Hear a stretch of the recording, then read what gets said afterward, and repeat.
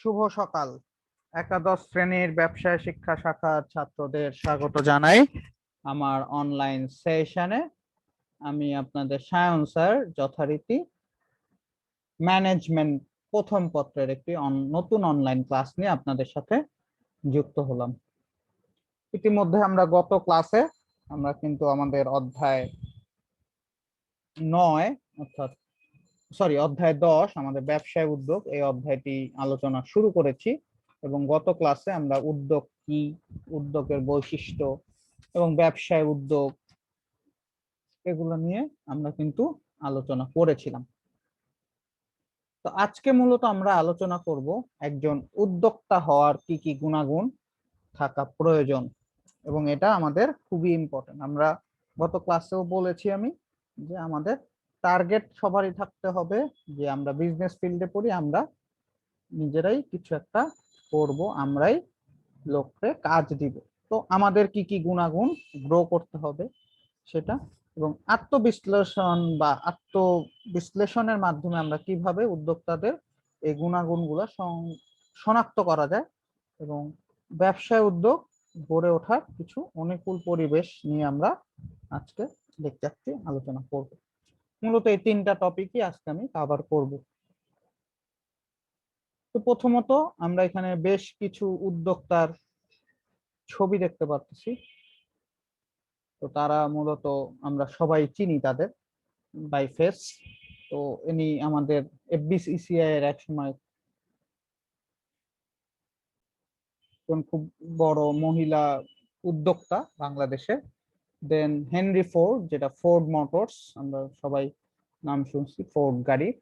দেন ইনি হলেন Bill Gates, যাকে আমরা মাইক্রোসফট তার তৈরি, এবং স্যামসাং এর চৌধুরী, আমাদের স্কয়ার গ্রুপের প্রতিষ্ঠাতা। তো প্রত্যেককেই কিন্তু একজন আইকনিক উদ্যোক্তা ছিলেন। তো আমরা তাদের গুণাগুণগুলাই মূলত কিন্তু এইগুলা তাদের মধ্যে ছিল বইলেই কিন্তু তারা বড় উদ্যোক্তা হতে পারছিল। তো আমরা একটু এই গুণাগুণগুলো নিয়ে আজকে আলোচনা করব। তো প্রথমত দূরদর্শিতা। উদ্যোক্তাকে অবশ্যই দূরদৃষ্টি সম্পন্ন হইতে হবে, অর্থাৎ নর্মাল লোকজন আজকে যেটা চিন্তা করবে তার থেকে 6 মাস আগে বা 6 মাস পরের চিন্তা, বা 2 বছর 3 বছর পরের চিন্তা একজন উদ্যোক্তাকে অবশ্যই করতে হবে। তো উদ্যোক্তা ভবিষ্যতের অনুমান করার তার ক্ষমতা থাকবে, তার পারিপার্শ্বিক অবস্থা বিশ্লেষণ করার ক্ষমতা থাকবে, যা কিনা অন্যান্য লোকেদের থেকে আলাদা হবে। তার দৃষ্টিভঙ্গিতে ভবিষ্যতে কি হবে সেটা যাতে সে বলে দিতে পারে, এটা একজন উদ্যোক্তার জন্য খুবই গুরুত্বপূর্ণ। দেন কৃতিত্ব অর্জনের তীব্র চাহিদা বলতে পারি, বা কৃতিত্ব অর্জনের প্রেশন। অর্থাৎ উদ্যোক্তা, যেটা আমরা বলছি যে গত ক্লাসও বলছি, যে সাফল্য, ভবিষ্যতে সাফল্য, কৃতিত্ব অর্জন, লোকে আমাকে চিনবে, এই ধরনের আমার চিন্তা বা এই ধরনের আমার আকাঙ্ক্ষা থাকতে হবে। এই ধরনের চিন্তা শক্তি নিয়ে যদি আমি আগাই, আমার তাহলে কাজ করার প্রতিও কিন্তু একটা আন্তরিকতা থাকবে। যিনি কোনো ব্যক্তি যদি তার কাজে সাফল্য প্রত্যাশিত না করেন, তাহলে কিন্তু সে আগাইতে পারবে না। তো দৌড় দিয়ে যদি প্রথম হওয়ার স্বপ্ন না দেখেন, তাহলে কিন্তু তার ওই দৌড় প্রতিযোগিতায় জেতার আগ্রহ থাকবে না, সে ওই এরকম আন্তরিকতা দিবে না।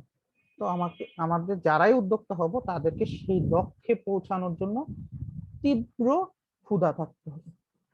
উদ্ভাবনী শক্তি, উদ্যোক্তাকে অবশ্যই উদ্ভাবনী শক্তি সম্পন্ন হতে হবে, তার মধ্যেই থাকতে হবে নতুন কিছু উদ্ভাবন করার চিন্তা, নতুন কোনো সৃজনশীল কোনো কিছু আনার চিন্তা। তার মেধা মনন দিয়ে সে নতুন কোনো নিয়ম পদ্ধতি এগুলো সে মার্কেটে আনবে, এগুলা সে কাজ করবে। তো সীমিত সম্পদের মধ্য থেকে সে চেষ্টা করবে সবচেয়ে বেস্ট প্রোডাক্টটা, সবচেয়ে বেস্ট ধারণাটা নিয়ে আগায় যায়। আর যেই লোক সীমিত সম্পদ ব্যবহার করে ম্যাক্সিমাম আউটপুট আনতে পারে, তাই কিন্তু সৃজনশীল ব্যক্তি, বা সেই কিন্তু মূলত উদ্যোক্তা হতে পারে। উদ্যোক্তা যত বেশি উদ্ভাবনী গুণ ও সৃজনশীলতার বিকাশ ঘটাবে, তিনি তত বেশি সাফল্য অর্জন করতে পারবেন। দেন ঝুঁকি গ্রহণের ক্ষমতা। বিজনেস করতে গেলে ঝুঁকি থাকবেই। Failure is the pillar of success. তো ঝুঁকি নিতেই হবে, ঝুঁকি নিয়ে নিয়ে এক সময় পড়ে যাবে, আবার উঠে দাঁড়ায় ওইখান থেকেই আগাইতে হবে। তো এরকম ঝুঁকি গ্রহণের একটা ক্ষমতা অবশ্যই উদ্যোক্তার মধ্যে থাকতে হবে, যে ঠিক আছে আমি সাহসী, আমি যে কোনো ধরনের উদ্যোগ বা যে কোনো ধরনের ঝুঁকি নিয়ে কাজে আগায় যাব। কোনো সমস্যা হলে আমি সেটাকে মোকাবেলা করব, আমার ঝুঁকিটাই আমার মুনাফায় রূপান্তরিত হবে। এটাই ঝুঁকির মাত্রাটা যাতে অত্যাধিক ঝুঁকির মাত্রা নিবে একজন উদ্যোক্তা। সাংগঠনিক ক্ষমতা, উদ্যোক্তাকে সব ধরনের সাংগঠনিক ক্ষমতা, বিভিন্ন লোক লোকবল গুলাকে একত্রিত করা, উপকরণ আদি গুলাকে একত্রিত করা, এবং এগুলা কিভাবে পরিচালন হবে, কিভাবে ইউজ করব, এই ধরনের সব জিনিসগুলাই তাকে সংগঠিতকরণ করতে হবে, তাকেই পরিকল্পনা নিতে হবে, তাকেই সংগঠনীকরণের জ্ঞান থাকতে হবে, যে এটাকে যাতে সুন্দর হয়। প্রশিক্ষণ ও অভিজ্ঞতা, তো বর্তমান যুগে এটা খুব গুরুত্বপূর্ণ এখন, যে কোনো বিষয়ে প্রশিক্ষণ বা অভিজ্ঞতা ছাড়া উদ্যোক্তা হয়ে কিন্তু বেশি দূর আগানো যায় না। আমি যেটাই কাজ করি, আমি যদি আইটি সেক্টরের সফটওয়্যার ডেভেলপার হই, আমাকে অবশ্যই সফটওয়্যার ডেভেলপমেন্টের কিছু কাজ জানতে হবে, ওই সেক্টরে উদ্যোক্তা হতে হবে। আমি যদি কোনো বুটিক হাউস খুলতে চাই, তাহলে আমাকে ফ্যাশন হাউস সম্পর্কে বা ফ্যাশন ডিজাইনিং সম্পর্কে আইডিয়া থাকতে হবে, বা আমাকে প্রশিক্ষণ নিতে হবে, বা বিভিন্ন জায়গায় কাজ করে অভিজ্ঞতা অর্জন করতে হবে। ধৈর্যশীল, ধৈর্য খুব গুরুত্বপূর্ণ। যে ব্যক্তি যত বেশি ধৈর্যশীল, সে ব্যক্তি তত বেশি সাকসেস পায়। তো উদ্যোক্তাকে অবশ্যই ধৈর্যশীল হতে হবে, বিচলিত হতে পারবে না। যে কোনো ধরনের বিপদ আপদ আসবেই, সেখানে সে মনোবল হারাবে না, কষ্ট সহ্য করবে, ধৈর্য ধরবে, ধৈর্যের মাধ্যমেই সে কিন্তু তার অদিষ্ট লক্ষ্যে পৌঁছাতে পারবে।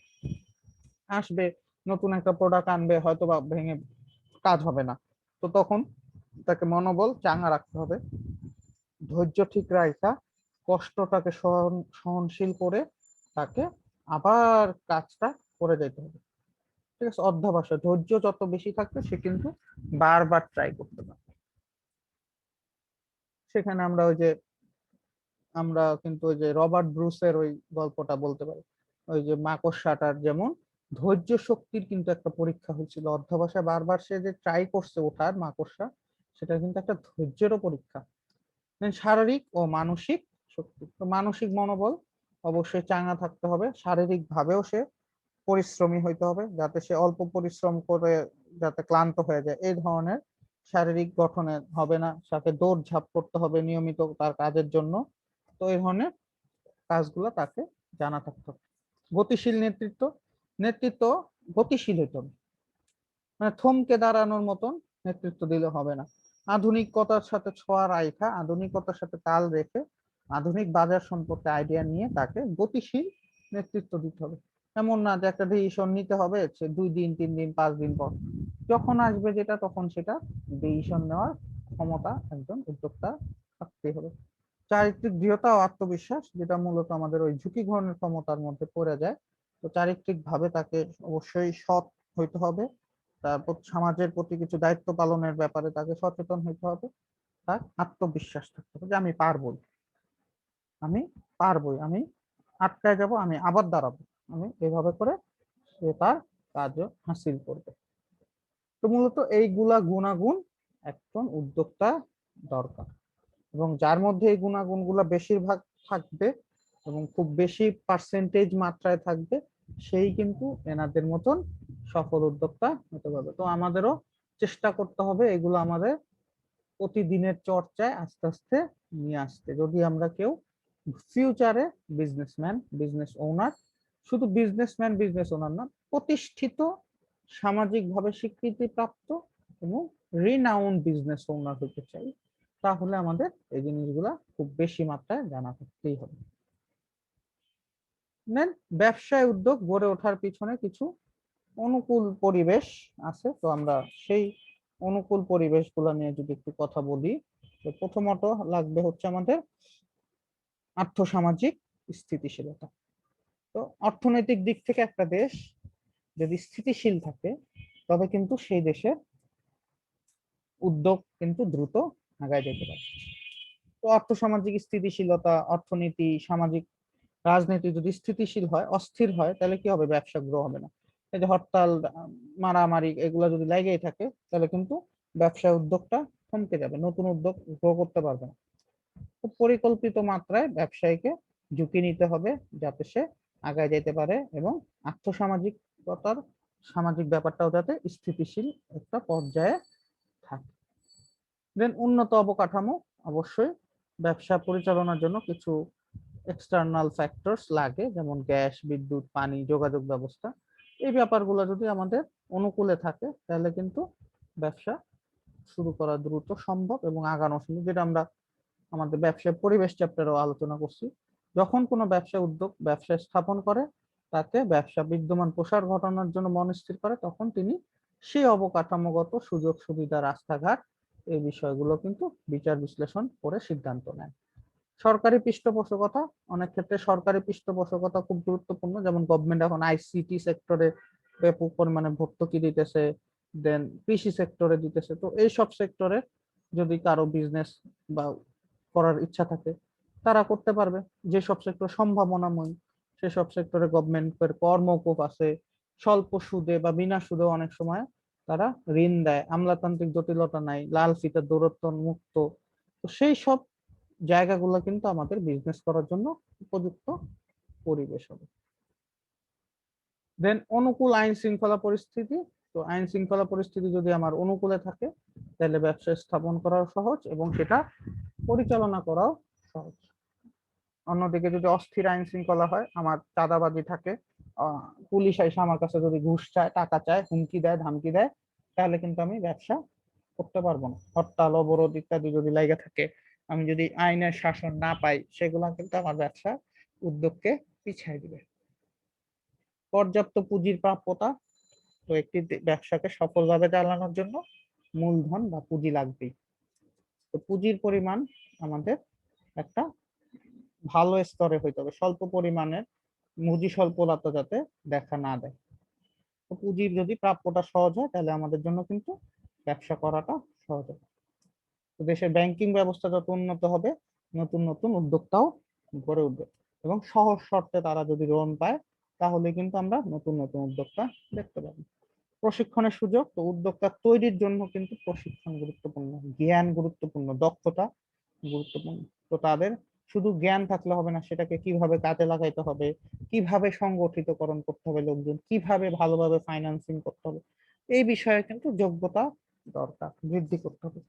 তো অনেক উদ্যোক্তাই, সফল উদ্যোক্তার বেশ কিছু বৈশিষ্ট্য জন্মগত ভাবেই থাকে। আমরা কিছু জিনিস যেমন শারীরিক গুণাগুণ, শিষ্টাচার বা মনোবল, এগুলো কিন্তু জন্মগত ভাবে, কিন্তু অনেক সময় এই গুণাগুণ গুলা সম্পর্কে উদ্যোক্তা জানে না।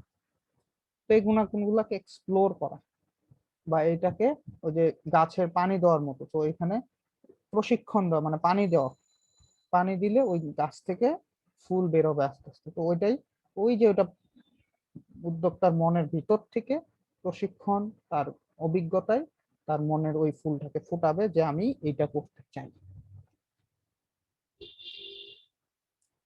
পরে আসলো আত্মবিশ্লেষণের মাধ্যমে একজন উদ্যোক্তার গুণাগুণ শনাক্ত করে। একজন উদ্যোক্তা চাইলে তার নিজেকে বিশ্লেষণ করতে পারে। তো এটা মূলত 4টা ধাপে সে করে। প্রথমত হচ্ছে কৃতিত্ব অর্জনের চাহিদা নির্ণয়। তো প্রথমত উদ্যোক্তার সর্বপ্রধান গুণ হলো কৃতিত্ব অর্জনের চাহিদা। এই গুণ হলো তাকে নতুন কিছু করতে উৎসাহিত করবে। তিনি উদ্যোগ নেওয়ার পূর্বে নিজের মধ্যেই কিছু চাহিদা কতটা প্রবল আছে সেটা নিজে যাচাই করবে। যেমন বিভিন্ন কোশ্চেন হইতে পারে এখানে, যে আমি পরিকল্পনা তৈরি করতে পারি কিনা, আমি স্থির মনোচিত্তের কিনা, আমি আমার চিন্তায় অটল কিনা, আমি শারীরিকভাবে সুস্থ কর্মঠ কিনা, আমি সৃজনশীল কিনা, আমি ঝুঁকি নিতে সক্ষম কিনা, আমি কর্মব্যস্ত মানুষ কিনা, আমার মধ্যে উদ্ভাবনী শক্তি আছে কিনা। তো এরকম বেশ কিছু প্রশ্নের উত্তর কিন্তু সে এখান থেকে নিতে পারবে। তো তোমরা বই থেকে দেখবা প্রায় 20-25টা প্রশ্নের উত্তর এই কৃতিত্ব অর্জনের চাহিদা নির্ণয়ের ক্ষেত্রে পাওয়া যায়। দেন প্রশ্নের উত্তরের আলোকে একটা প্রতিবেদন তৈরি। তারপরে যে আমরা যে প্রশ্নগুলা বললাম, ওই রকম প্রশ্নগুলার 1 to হ্যাঁ না অ্যান্সার, হ্যাঁ না অ্যান্সার করে করে সে একটা ফলাফল বের করতে পারে। তো সেই ফলাফলের স্কোরটা যত বেশি হবে তত বেশি সে উদ্যোক্তা হতে যোগ্য। কারো যদি 20টার মধ্যে 20টাই 20টাই এক হয়, মানে 20টাই হ্যাঁ, তাহলে কি সে সবচেয়ে আগে উদ্যোক্তা হতে হবে। কারো যদি 18টা হয় তার একটু কম, কারো যদি 10টা হয় তার আর একটু কম, কারো যদি 2টা হয় তখন তাকে কি তার মধ্যে উদ্যোক্তা হওয়ার গুণাগুণ নাই, তাকে গ্রো করাইতে হবে আর। তো এটা একটা প্রতিবেদন তৈরি হবে। দেন সফল উদ্যোক্তাদের সাথে মত বিনিময়। তো পৃথিবীতে অনেক বড় উদ্যোক্তা প্রত্যেকটা দেশে আছে, বাংলাদেশেও যেমন আমি অনেক উদাহরণ নিলাম। এখন রিসেন্ট যেমন পাঠাও এর যে মালিক সে একজন বড় উদ্যোক্তা। তারপরে আমরা বলতে পারি ই ভ্যালি এখন খুব ভালো মার্কেট ধরে ফেলতেছে, ওরা একটা বড় উদ্যোক্তা। দেন আয়মান সাদেক বড় উদ্যোক্তা একজন, সে একটা নিজেই এই যে এখন অনলাইন টিচিং, এটা কিন্তু তার হাত ধরাই বাংলাদেশে আসলো। এরকম অনেক উদ্যোক্তা আছে ছোটখাটো, তোমার বাসার আশেপাশেও দেখবা ছোট ছোট অনেক, অনেকে একটা নতুন ব্যবসা চালু, হয়তোবা তোমার ফ্রেন্ড সার্কেলের মধ্যেও থাকতে পারে।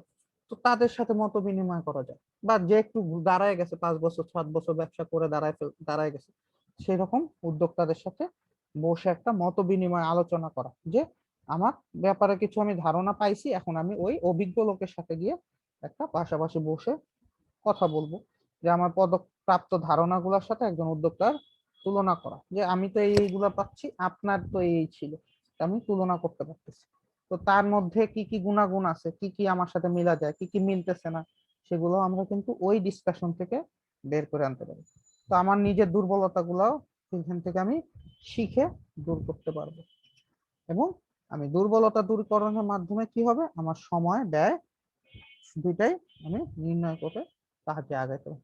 প্রশিক্ষণের সহায়তা গ্রহণ। এবার আমরা ট্রেনিং সেন্টার গুলো আমাদের যা যা আছে সেগুলো আমাদেরকে কিন্তু উদ্যোক্তা আত্মবিশ্বাসের মাধ্যমে নিজের গুণাগুণকে কাজে লাগানোর উপায় এবং দুর্বল দিকগুলো কিভাবে পরিহার করে উন্নতি করা যায়, অর্থাৎ আমার দুর্বলতাকেই কিভাবে শক্তিতে বা স্ট্রেংথে রূপান্তর করা যায় সেই সম্পর্কে ধারণা দিতে পারে। তো প্রশিক্ষকের কাছ থেকে আমরা পরামর্শ নিব, ট্রেনিং নিতে পারি, বিভিন্ন দিক নির্দেশনা নিতে পারি, যেটা নিয়ে কিন্তু আমরা আমাদের একজন সফল উদ্যোক্তা হওয়ার জন্য এই 4টা ধাপ আমরা ফলো করব।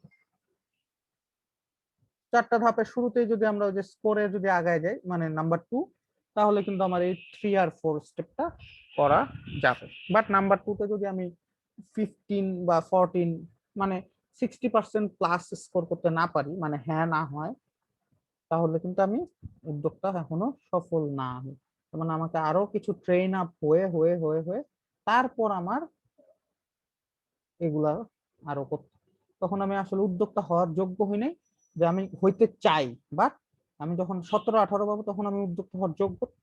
তখন তার সাথে মত বিনিময়টা ওই পার্সপেক্টিভে হবে যে আমি করতে চাই। আর যদি আমি 10-12 পাই তখন যে আমি তাকে কিভাবে 17 করতে সেটা নিয়ে তখন ডিসকাশন। এটা আসলে সিচুয়েশন মানুষ টু মানুষ ভ্যারি করবে তার ওই স্কোরের উপর। তো মূলত আমি আজকের আলোচনা এখানেই শেষ করব। আজকের আলোচনা থেকে তোমাদের জন্য দুইটা ছোট এসডব্লিউ: কষ্ট সহিষ্ণুতা ও ধৈর্য ও গতিশীল নেতৃত্ব ব্যাখ্যা। প্রশ্ন সহিষ্ণুতা ও ধৈর্য তো একটা পয়েন্ট ছিল, আর আমাদের গতিশীল নেতৃত্ব আরেকটা পয়েন্ট ছিল, এটা একটা বৈশিষ্ট্য ছিল একটা উদ্যোক্তার। তো পরিমিত ঝুঁকি গ্রহণ সফল উদ্যোক্তার একটি বড় বৈশিষ্ট্য। আমরা বলছি ঝুঁকি নিতে হবে, আর ঝুঁকিটা ক্যালকুলেটিভ রিস্ক, খুব বেশিও হাই রিস্ক নেওয়া যাবে না, খুব বেশি কম রিস্কও নেওয়া যাবে না। তো এটা বর্ণনা করবে, উদাহরণ দিয়ে করলে আমি বেশি খুশি হব। তো সবাইকে অসংখ্য ধন্যবাদ, সবাই ভালো থাকবে।